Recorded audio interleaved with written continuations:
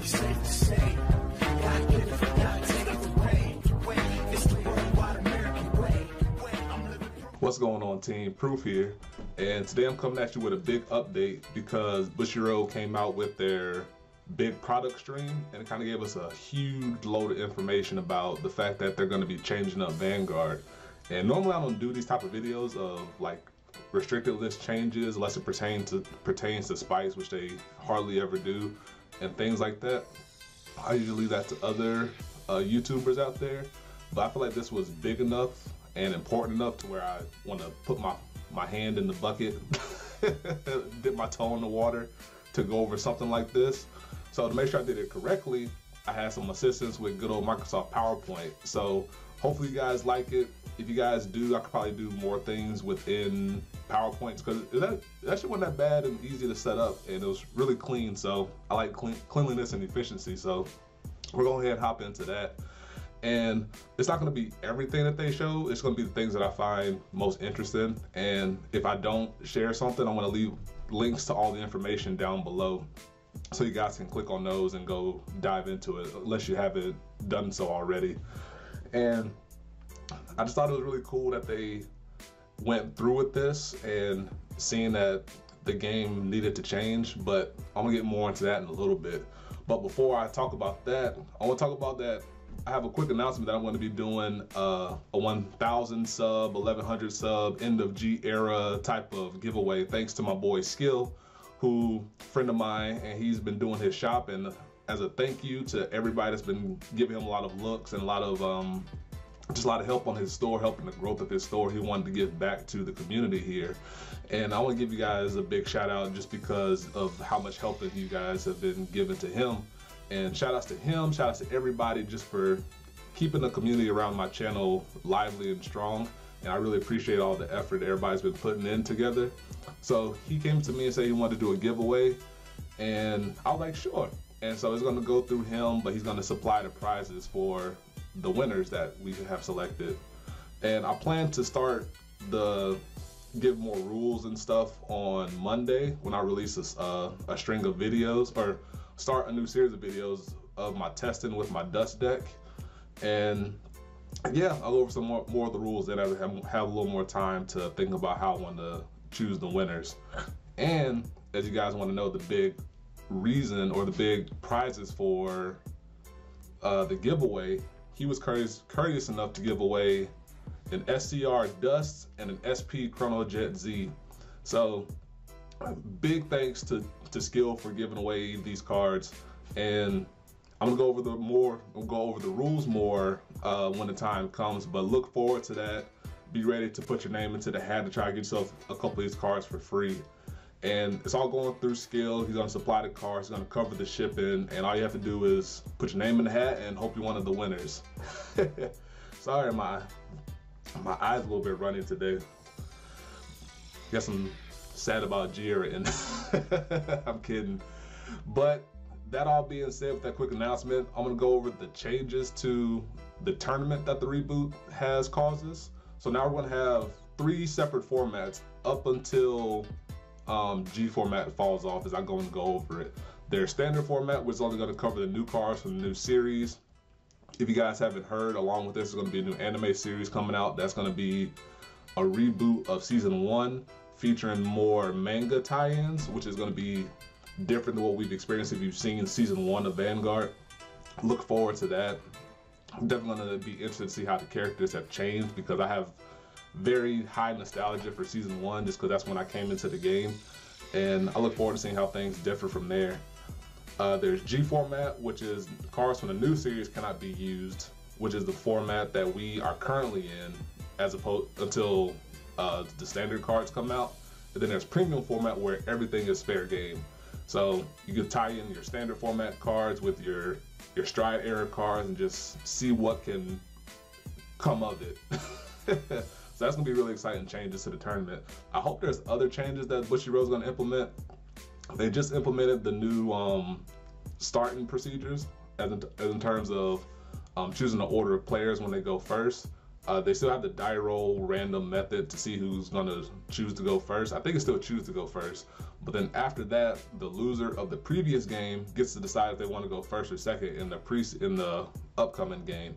And I think that's a really good change. Hopefully this leads to more serious tournament representation from Bushiroad and more effort put into it, because best of 3 day 2 is a good start, but I know a lot of people have been clamoring for best of 3 throughout the tournament and even like sideboard stuff. That's another video for another day, but I would like to see Bushiroad do more with their tournaments as opposed to just having just different formats going with it. And they have an implementation schedule for the changes here, where we're in our current regulation period up until May, and then when June hits, that's when they're going to start implementing the G format and the standard format, maybe a little premium sprinkled in there. And then, excuse me, after the first wave of stuff comes out, then they're going to implement premium in July or in November. Then it's going to be just premium format and standard format tournaments from there on out. So, and they're also talking about doing monthly shop tournaments. I don't know if that's going to extend over into the English game.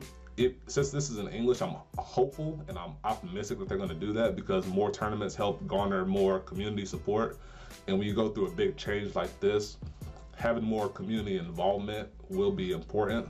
So hopefully that extends over to outside of the Japanese version of the game. But that remains to be seen. So come June, you're going to be doing G format stuff, and then from there we're going to extend over into premium format, and then standard is going to be implemented in June as well, as I just said.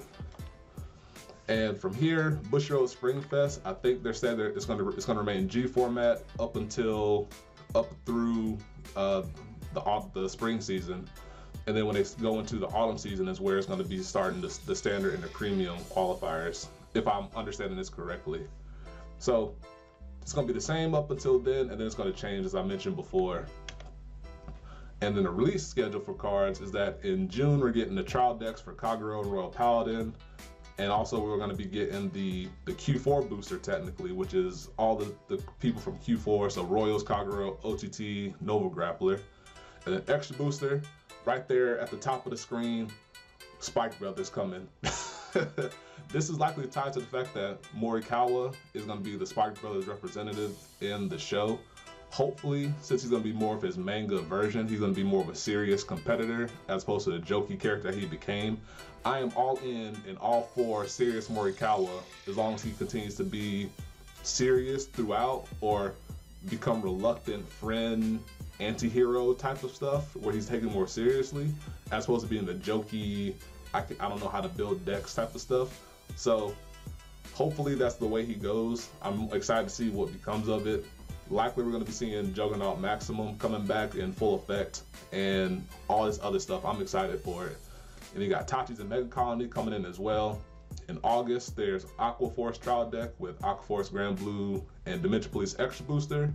And then in September, we got Shadow Paladin trial deck, and then we have a Team AL4 booster pack with Murakumo there instead of Spikes, because Kyo played Murakumo in the manga as opposed to playing Spike Brothers in the first adaptation of the anime. So look out for those.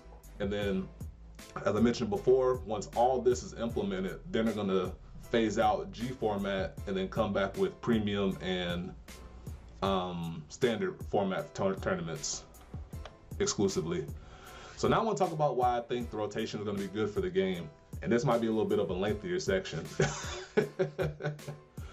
But the way Stride Era was going, if you think of Stride Era as a balloon, it was kind of getting to the point it was getting ready to burst, because it was filled with so much air that there's only two ways you can really let that air come out the balloon. You can either add more air to the balloon and let it get bigger and then it explodes from the pressure, or you can let the air out of the balloon. And Bushiroad chose, it seems that they chose to go the method of letting the air out the balloon as opposed to letting it explode. Because if you guys hadn't noticed, every subsequent set after about set 11, where I think that was where Ichikashima came out, there's been a big burst of vertical power creep as opposed to horizontal power creep. And what does that mean? Vertical power creep is where every subsequent set outdoes the previous set, so it just keeps building on top of itself, as opposed to horizontal creep, which is where you bring the next set brings up the power level of everything across the board to make it a level playing field with the stuff that came out before it. So you kind of like step up together incrementally as opposed to taking leaps and bounds on top of each other. And vertical power creep is not good for the game, just because of as things keep getting crazier and crazier, the next preceding set after that has to keep getting crazier and crazier. So it kind of eventually is going to implode on itself, and then it would drive people away from the game being too crazy and too broken, and kind of it wouldn't feel fresh anymore. It'd just be successive levels of stepping on each other's toes, and nobody really wants that. Well, I would think so. So it kind of came to the point to where Bushiroad had to change the course of the game with their sets and with the design of the game. And the well was running dry on their ideas, because along with their vertical power creep, as you may have noticed, as more and more big strides came out, the skills kind of mirrored each other. Everything was getting plus power in the crit, or plus power in restanding and losing drive checks, or additional power in guard restrict. Everything became kind of samey. It was just the only thing that changed was the clan that the card was in. Excuse me. And the functionality within that plus power and plus crit, and see how it tied to a clan. So if you had DI, if it did something with soul, and then became power in the crit or power in guard restrict, or as you saw with Minerva, it became do something with soul blasting, gain power and a restander. And it just kind of came kind of samey, and that's when things kind of started to stagnate. And it was clear, like before now, that Bushiroad was running low on ideas for card design. So this is good that they've decided to seemingly end off, put a cap on G era and go into something different from here. And along with that, game growth as well, because when there's so many crazy things going on within the Stride era, it's kind of hard for new players to come into the game. And standard rotation with the standard cards is very good for garnering new player health, because they can just come in with one of the trial decks or buy into one of the extra boosters and they have a deck ready to go. So it helps foster in a new generation of players, and I think that's good for game longevity. Now, I want to talk about why the rotation could be bad. And the first thing that came to my mind was that the premium format has become the new Wild Wild West. And I also play Hearthstone on the side, so I kind of saw this as well. Bushiroad may not design cards with the premium format, may not design standard cards with the premium format in mind. So there might be, and along with that, there might be some unintentional brokenness design with cards that are made to work in the standard format. When you combine those cards with the cards in the premium format, it's going to cause some hilarity, and it might make the format unhealthy for people. And I saw that you've seen that with other card games. Hopefully Bushiroad keeps that in mind, but that's a potential problem that can be seen with the premium card or with the standard cards or the premium format. Just because, say you have, I won't go over some changes more, but Blaster, with some of the new stuff that they've already shown and some of the changes that they've made, could cause for some craziness to happen with Blasted Blade Flogel shenanigans, which Bushiroad may not have intended to happen, but it happened because they're allowing premium format to be a thing. And that could extend forward into preceding clan, or the future. I keep saying preceding, that might extend into the future once more cards and more clans have been supported. So that could be a potential negative. And then the potential that the G format will be phased out by player migration or lack of direct support from Bushiroad. I know Kadani came out and said that they're going to continue to support the premium format until the game dies, but depending on how you look at it, that could just mean that they continue to have it as a tournament option. That may not directly support the Stride function within the new support coming out. It could very well go the way of Legion when Stride became the main focus, where they sprinkled in like 1 or 2 Legion cards here and there throughout the rest of the G era. And then eventually there was no more Stride cards coming out, or no more Legion support coming out really. And since they're making this new standard format, their big direction is going to be pushing this standard format to make it big, or as big as the G era stuff is. So their main focal point is going to be putting support there. They may not directly support the Stride function, which could lead to players leaving because their decks aren't being supported anymore in that format. So it might cause a, what's the term, like an unforced shift into the standard meta to keep up with the changes.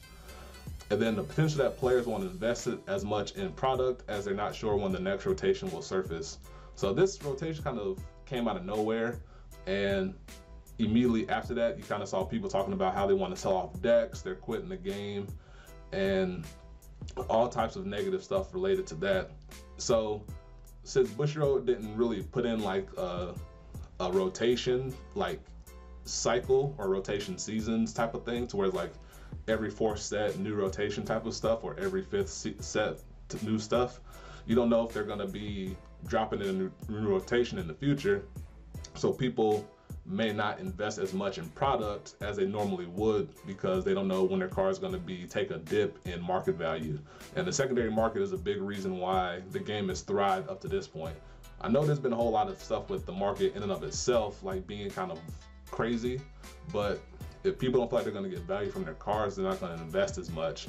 So at the very least, starting out, there's going to be a lot of tentative investment into the standard cards, and then we're going to see if the market can improve from there. But those are all potential things. They're not necessarily going to happen, but those are just things that came into my head that I could think of that could be reasons why the rotation could be bad. Excuse me. So next I'm talking about some of the changes to the gameplay that we're going to be experiencing in the future. And the big thing that came out of this, in my opinion, is that there's going to be an imaginary gift. And the imaginary gift are markers, as you can see here, the yellow, green, and the blue, that when you ride a Vanguard that has that specific icon, you get granted the corresponding gift marker. And they're set up into 3, I guess, factions, I guess we can call them. There's Force, there's Protect, and then there's Excel. I'm going to go over those in a little bit. But all 24 clans, which is every clan, not including Et Ranger, Cray Elemental, and Token Rambu, they're going to be split into one of the 3 factions here, 8 clans per each one. And I think this is really important because depending on which faction you fall in, could very well, I would think, is going to directly support the type of support you're going to receive when your clan gets supported. A lot of support going on here. So I think it's very important to understand what these do and how it can have an impact on your clan going forward. So what do these do? The Excel one, which is they call the more offensive one, you get an additional front row rear guard circle that can't be boosted apart from your current circles. And that circle gains plus 10,000 power on your turn. So, you know, you have like the 3 front row, 3 back row. You can tack on an Excel circle outside of your 3 circles here. Excuse me. So your current play mat, if you have circles on it, is going to be a little bit crazier to manage. But I think that's really cool. I don't know exactly if that means you can't give it power. Like if you have a Vanguard or a rear guard skill that grants power, if you can power up that Excel granted rear guard, I'm sure that's going to be fleshed out more in the future. But I think that's really cool that you can have that option to add additional rear guard circles for attacking. Helps it with lock when they start to get support. Force, which is balanced. You can choose a Vanguard or rear guard circle to place this marker on. The unit in that circle gets plus 10,000 power on your turn. It will get plus 20,000 power if there are 2 markers. So this kind of shows that the markers are stackable, at least in the case of Force. You can't really do that with Excel because it creates a new circle, and I doubt they're going to have you stack up 2 Excel markers together. But that's really nice for Force players to have that additional power. You can choose to give it to your Vanguard, which can help hit over retired clans, because if you don't have boosters and stuff like that, it can help your Vanguard hit more, because if Stride's going away, it's nice to have that option of additional power. And then Protect, which is going to be more defensive. You add a card to your hand that functions as a perfect guard. The unit cannot be hit if you discard this card, and it has to be revealed when you add it to your hand. So really, really cool stuff. And now I'm going to go over some of the revealed clans that have been sectioned off into the different factions. So in Excel, we know so far, and these aren't in order because this is the Japanese and this is the order I got it from the people in my Discord. Excel so far is Nova Grappler, Tachikaze, Pale Moon, Aqua Force, and Murakumo. And did I say Excel? If I didn't, that's what I meant. Force so far is Royal Paladin, Shadow Paladin, Kagero, Dimension Police, and Spike Brothers. So we're going to be getting the ability to have 10,000 power plus or 20,000 power stackable power onto our Vanguard or Rearguard circles. So if we're able to continue to do what our clan does and continue to call cards to circles, we can continue to abuse that plus 10,000 plus 20,000 power throughout the course of the game, which is really nice for us. And then to Protect, so far we have Mega Colony, OTT, Grand Blue, and Dark Irregulars. I'm gonna put an S on that. So really cool so far that we have at least some clans confirmed to be within the Imaginary Gift factions. I'm excited to see what Spikes get to support the Force gift. It's gonna be new terminology I'm gonna have to learn too and get comfortable with, but I'm excited for that. Now, I'm gonna try to sum this up as fast as I can because it's already been going for 20 minutes. I'm sorry for this. There's some gift rulings. There's no gift zone, so you need to put it outside the field when you set up. You can bring as many gifts as you can as possible, but you can only bring one type of gift. You can use sleeves on your gifts, but it must be different from your main deck. You're not required to have a gift card, but you can still use the gift effect, but it could lead to penalties at official tournaments, so you need to make sure you read the rules correctly. If your Vanguard is retired or changed, you keep the gift. The Vanguards bestow the ability on place, you activate it as priority. Gifts have no limit, so bring as many as you need. The power up from Force and Excel is not counted as increased power due to card effects. Imaginary gifts will not be excluded when you ultimate stride into Geese. And to Protect, Imaginary gift is a hand card, and it doesn't have a grade, so it can still be retired by Die Kaiser. But if a card specifies a grade, it will impact the Imaginary gift Protect card because it's gradeless. That wasn't so bad. So now we also have trigger changes coming up to where they've increased the power granted from your critical draw heal triggers up from 5,000 to 10,000, and they've kicked out stand triggers and they brought in front triggers, which gives plus 10,000 power to all units in the front row at the same time, which could lead to some pain when it comes to Excel faction decks. I'm just gonna keep calling them factions.